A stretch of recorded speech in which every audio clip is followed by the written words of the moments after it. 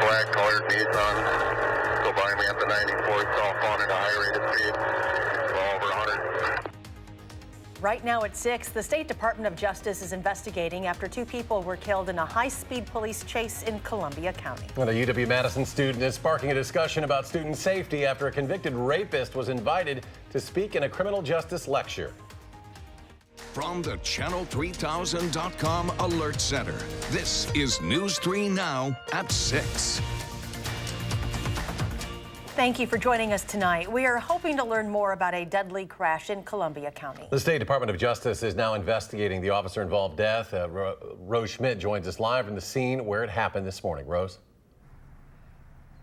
Yes, well, you can see the scene is clear out here on I-39 at Wisconsin Highway 33, but this is near where the suspect's car crashed into the back of a semi-trailer. The Department of Justice tells us that officers were trying to locate a car involved in a kidnapping attempt near the Wausau area. The crash happened before 8 this morning. The driver and passenger were pronounced dead at the scene. Witnesses describe a chaotic scene this morning with the interstate blocked off and a large number of police cars.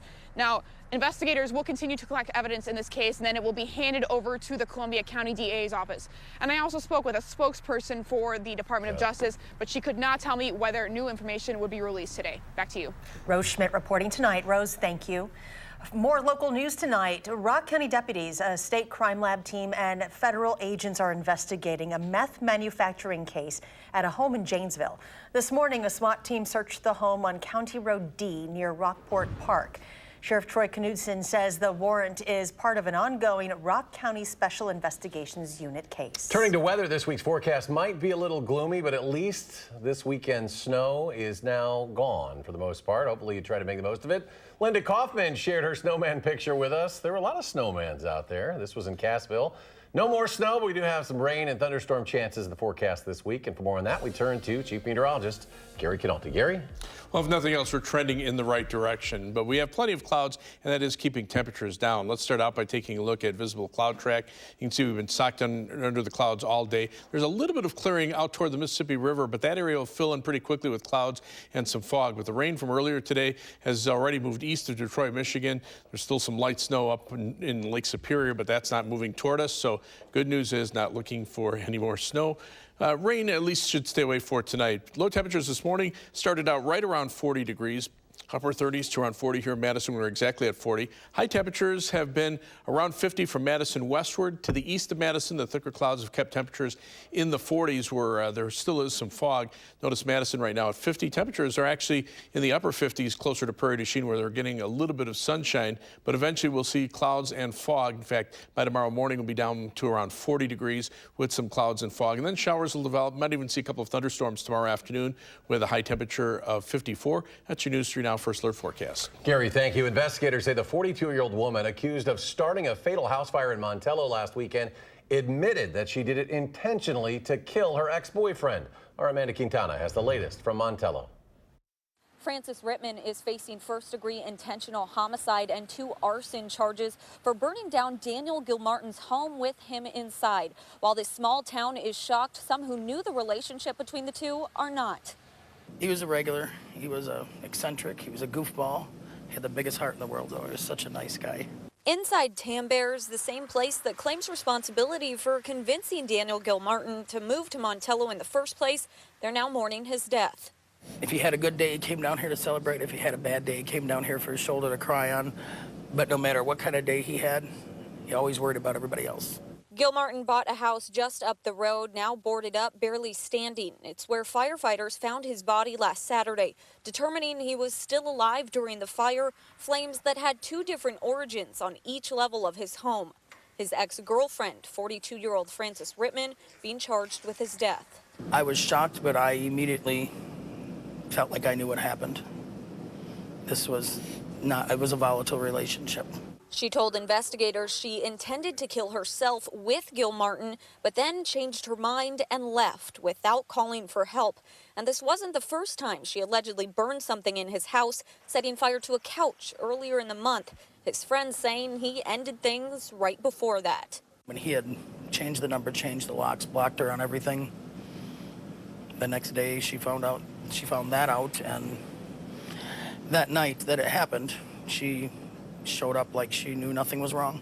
While trying to remember Gil Martin for his kindness, those close to him want to see her convicted. It's just sad to see that something like this could happen just from a bad relationship.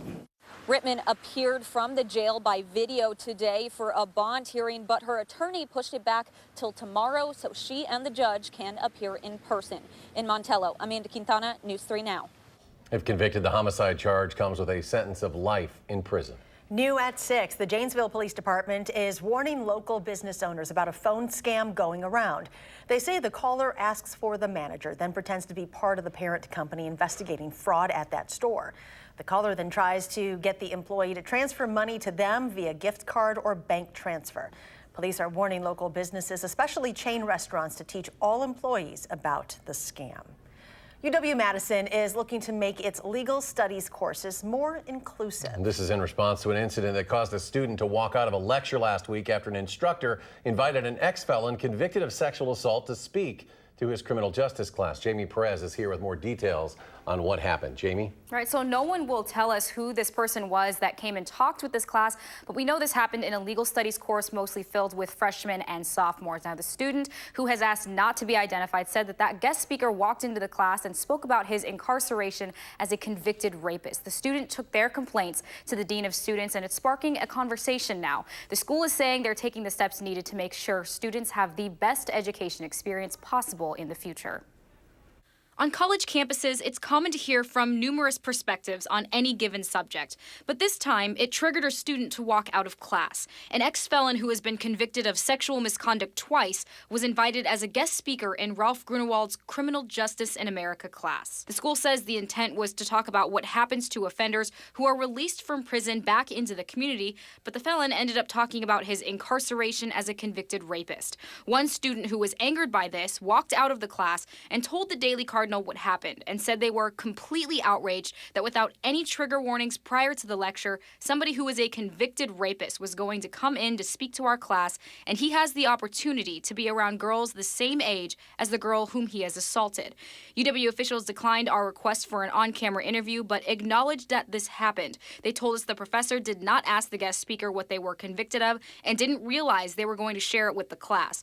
The professor even saying most of the students were appreciative of the chance to hear from a convicted felon, even though one student felt differently. In a statement, they said, "We recognize that the subjects dealt with in some classes can be distressing. Our intent is to ensure such material has a clear educational purpose and is handled sensitively with notice given to students so that they can be prepared for when it's presented or make alternative arrangements with the instructor." A former teacher's assistant for Grunewald said the point of the guest speaker is to hear from someone who has experienced re-entry firsthand. They told us, "I value content warnings for students, but we are perpetuating stigmatization and setting a dangerous standard if we start warning students about the presence of someone ever convicted of a felony." Now, the student who complained to the dean said that she did not want to perpetuate the story any further and declined an on-camera interview, but she did tell me that she felt like her voice was heard by the university. The student and university staff are speaking together to move forward from this incident. All right, Jamie Perez reporting. Jamie, thank you. Tomorrow, Governor Tony Evers will sign his first bill into law. The measure bans the term mental retardation from state agency rules and regulations. The bill passed with bipartisan support and has been one of the few things the governor and the Republican-controlled legislature have been able to agree on so far. Governor Evers vetoed a tax cut bill, and the legislature has only passed 3 other measures that are waiting on his signature. Coming this summer, R&B fans can see Grammy Award-winning singer Mary J. Blige live in Milwaukee. Today, Fiserv Forum announced she will perform on Tuesday, July 30th with hip-hop heavyweight Nas. Then in October, the arena will host country music star Miranda Lambert. She's the most awarded female vocalist of the year, winning 9 consecutive times. Tickets for both shows go on sale Friday at 10 a.m. at FiservForum.com. Well, as the weather gets warmer and we start making plans outside, there's a warning tonight about an increase in Wisconsin's tick population. We'll hear from a local Lyme disease patient about steps to take to protect yourself and your family. That's when News 3 Now at 6 continues.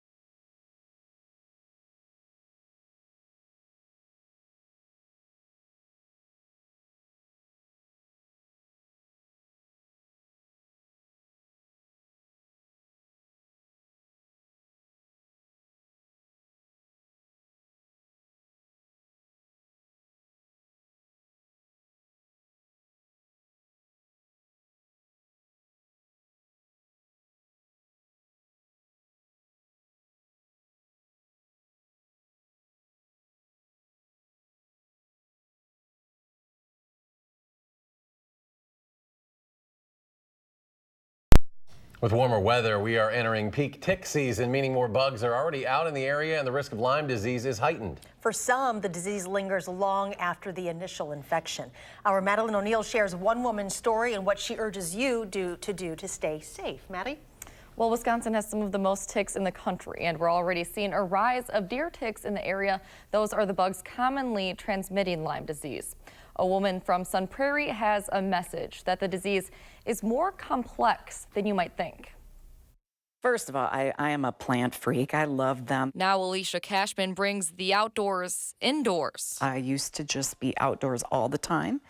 Now I look at the outdoors kind of like if you were a soldier in Vietnam and there's landmines. Cashman's landmines are a bit smaller. All of a sudden your life just goes to pot and you can't figure out why. About 12 years ago, Cashman and her husband began having symptom after unexplained symptom. Red, hot to the touch. I developed a fever. I started seeing like flashing lights. She says it all came back to Lyme disease. Lyme is not what you think it is. It's way more complicated and complex. So we do know that if people aren't treated early, sometimes they go on to have lifelong symptoms. UW-Madison entomologist Susan Paskowitz says the disease can go well beyond the bite. Perhaps you're forever altered as a result. She says that can include heart issues, neurological symptoms, and migrating joint pain, all things Cashman experienced.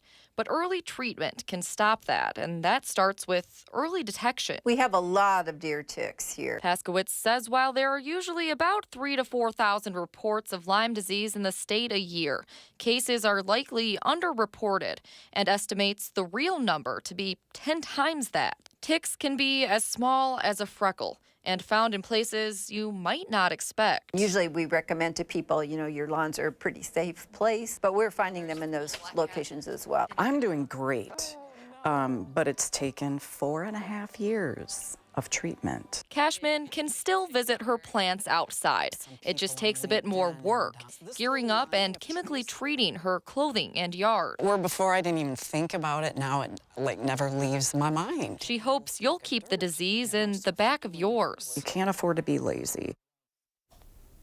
Now, not everyone gets that characteristic bullseye type mark with Lyme disease, so flu-like symptoms, including muscle aches and a fever, can be early signs as well. Cashman now leads a Lyme support group in Madison, which is presenting a free viewing of the documentary Under Our Skin, with more information on the disease Saturday at the East Madison Police Station, and we'll have more information on our website, channel3000.com as well. Maddie, thank you. Next at 6, a local crossing guard is working hard to help Madison students start their day with a smile. More on the big difference he's making through some small acts of kindness next on News 3 Now at 6.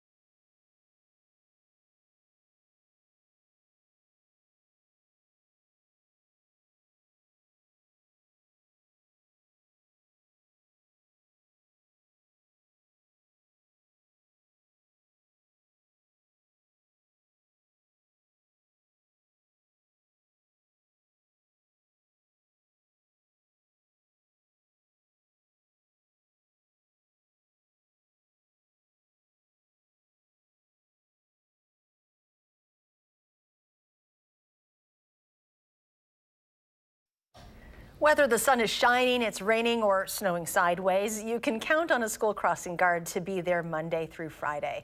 While their job is to make sure people and pets walk or bike across the road safely, there's one intersection in Madison that has become quite active, all because of this man.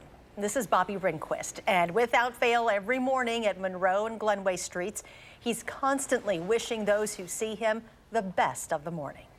Because I know sometimes when I wake up in the morning, I don't even want to be around me. I just wake up in a bad mood. But, you know, if it helps someone get out of their bad mood, going to school or work, I'm all for it. Tonight, in a special Do Something Good story, photojournalist Kathy King and myself will show you Bobby in action as we joined him on a chilly spring morning. That's tonight on News 3 Now at 10. A familiar face to many folks, I'm sure. Gary Canalti, that weather, I don't know, man. After the weekend, snow on April 27th. Let's look ahead. Let's just move on to some May flowers. You know, the problem is, you start getting into May and you have to start dealing with severe weather. And of course, we've offered Midland NOAA weather radios for years, and this year our Midland radio promotion is going on. This year it's going to be with Hy-Vee and Mills Fleet Farm stores, where you can get the NOAA weather radios, the desktop or the handheld model. These radios will get alerts directly from the National Weather Service. They can be programmed so they'll only alert you for your county or whatever counties you'd like. And for every radio that's sold, make a donation to the Southwest Wisconsin region of the American Red Cross. And we're going to have a weather radio programming session coming up on Wednesday at the Hy-Vee at 2920 Fitch-Rona Road in Fitchburg. That's on Highway PD just to the west of US 18151 of Verona Road, and we'll be programming the radios from 5 until 7, so you can buy a radio and we'll program it for you right on the spot. Severe weather getting a little closer to us. We do have thunderstorms in the forecast for tomorrow and Wednesday. Fortunately, they should stay to our south. The marginal risk of severe thunderstorms for tomorrow gets up to about I-80, and then on Wednesday, so a marginal risk of severe thunderstorms from about Chicago southward through Indiana. But right now, the radar is clear across southern Wisconsin. The rain from this morning has moved off to the east. The next batch of showers and thunderstorms will be with us by tomorrow morning. Rainfall amounts over the next, 2 to 3 days, generally from tomorrow through Wednesday and Thursday, we'll be looking at somewhere between an inch to perhaps as much as 2 inches of rain. The very latest computer model forecast now showing around 2 inches in Madison. A lot of that will depend on where the heavier thunderstorms form and where they move through. They'll dump locally heavy amounts of rain. So that's something to keep an eye on, especially areas that are prone to flooding and rivers that are still very close to flood stage. Temperatures right now have made it up to 50 in Madison. That's as warm as we've been all day. There is a little bit of sunshine out toward the Mississippi River, but the thicker clouds keeping temperatures in the 40s to our eastward. There's also some fog as well. Live view from the Queen Bee Radio Skycam in Platteville showing some breaks in the clouds there over southwestern Wisconsin. The WISC Skycam, though, still showing mostly cloudy skies. Might see a peak of sun before sunset. And the Edgewater Skycam downtown Madison. Hey, it looks like a little sunshine now on the capital, so there must be a break in the clouds to the west. 50 the high for today, the low temperature 40, so the high temperature is still well below normal, but the low temperature right where it should be.